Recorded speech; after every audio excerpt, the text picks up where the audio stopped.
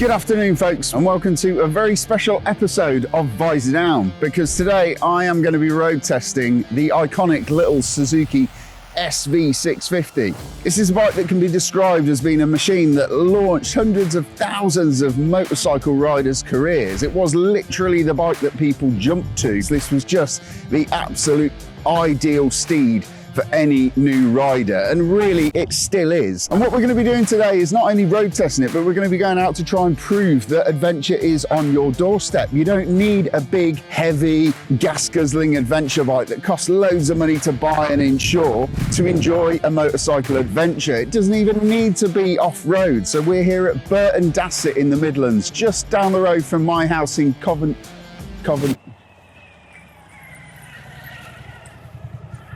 Really? What? Why are you here? Well, I heard you doing a little seeing what's on your doorstep and how much fun you can have, and I think you brought the wrong bike, in all honesty. Why? This is the perfect bike for what I'm setting out to do. It's to prove that you don't need all of that to have a motorcycle adventure. But you do, mate. You do. Why? Because I've got everything I need for an adventure. I've got heated grips. I've got heated gloves. I've got place for luggage. Yeah, I've got place for a backpack. I've also got hill hold control. I've got cruise control. You don't need any of that. It's all superfluous. I'm really happy with my choice. I don't know why you need all of that to have a motorcycle adventure.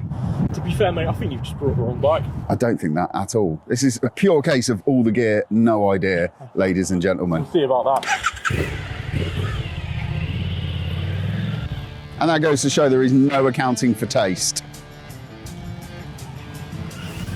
So that was the general plan of the ride. I was dreaming of an adventure and setting out to prove that it is almost always closer than you might think. I was also setting out to prove that you don't need an adventure motorcycle to go on one, or even go near a green lane. For me, today's trip was about taking the road less travelled and going somewhere new, and for no other reason than getting out and enjoying the little SV650.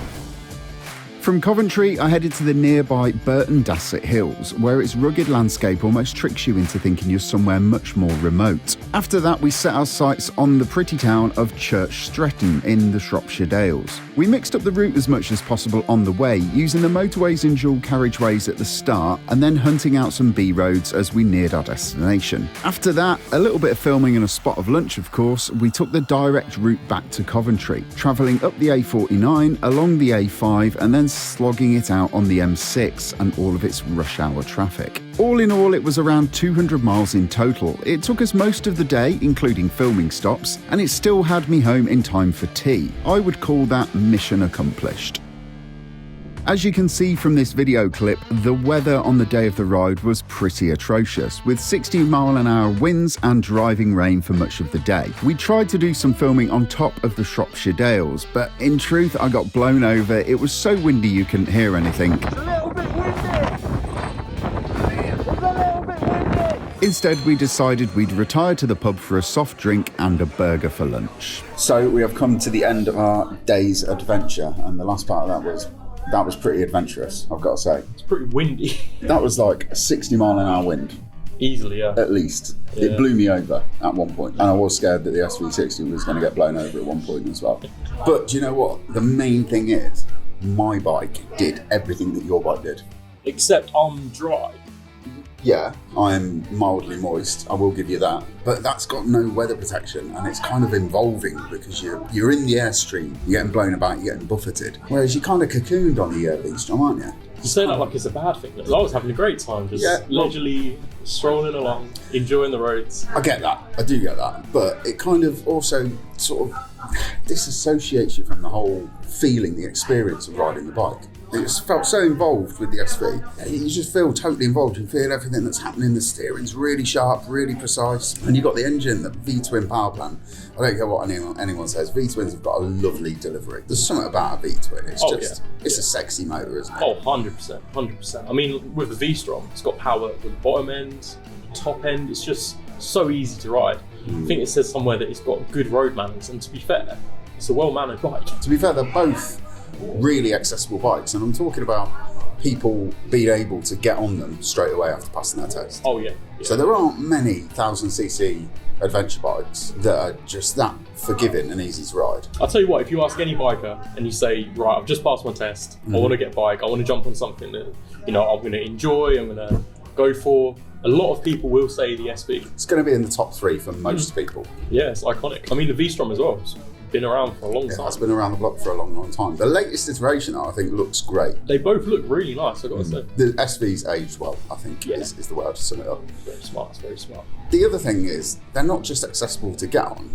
I've been doing some reading, and they're accessible to own as well, because there's a £500 test ride incentive for both of those bikes out there. So if you go and take a test ride, Suzuki dealer, you buy the bike, you get 500 quid off straight away just for taking a bike around the block. So even if you were going to buy one anyway, like you were going to trade in your old SV650. Like, oh, I'm really going to need that test ride. Yeah, I've had this one for like 10 years now, but you know what? I just want to get a feel for that one on those tyres. That's 500 quid off. That's a little scam there. The other one is 2.9% APR.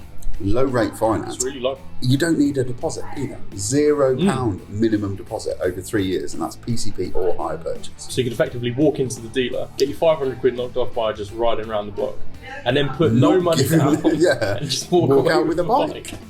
Incredible. That's pretty neat. If you were to say put down 500 quid, obviously you don't need to, you can. The SV would be just over £100. £100 is like 70 pence a month over 37 months. To me, that's a good deal. I did an insurance quote on it, and it was coming in at about 250 quid a year for me, from most providers. It's going to be like, what, 20, 30 quid a month or something like that? If that. If that. That's cheap motoring. It's in a cheap road tax bracket as well.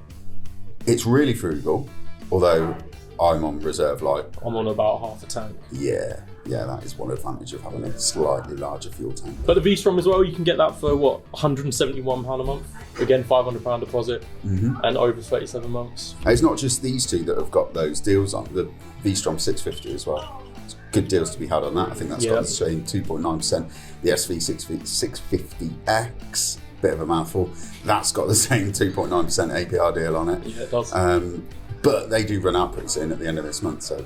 Yeah, was it like 31st of March? If you want to walk into that Suzuki dealership with no money in your pocket and walk out with the bike, you're going to have to do it pretty soon. Get planning. So it's also worth noting that I think we've succeeded in finding adventure on my doorstep, not your doorstep, because you live in Norwich. Colchester. It's all the same just to me. Over that end. Far east. But yeah, we have done it. We've gone to somewhere we've never been before. We've ridden down roads we've never ridden down before. 99% of the time, we've not known where we were going. We've done around about 200 miles in a day, and we've had lunch, and we're going to be home by tea time. So it goes to show you don't need to go miles into North Scotland or over the channel into Europe. No, exactly. Mini adventure. Adventure on your doorstep. You know, that's important to remember, that there's so many roads out there that you don't know about. You just sort of follow your nose, follow the road, and find some lovely little places to go. Maybe there's something in just every now and again taking the road less travelled by yourself, not going off the beaten track in terms of green lanes and byways. Just go a different way home from work. Add 5-10 minutes, but that's worth it if you have a good time. Yeah, I've mightily enjoyed it. Thank you for that, mate. It's been a good one. So we are going to be riding home soon. Are you still going to be riding home on the V-Strom? No. No? SV, I reckon. You're going to go on the SV? Yeah. I just fancy getting a little bit of wind in your hair. Yeah, wind in my hair. Right, we better crack on then. Let's get a kit on, get on the road.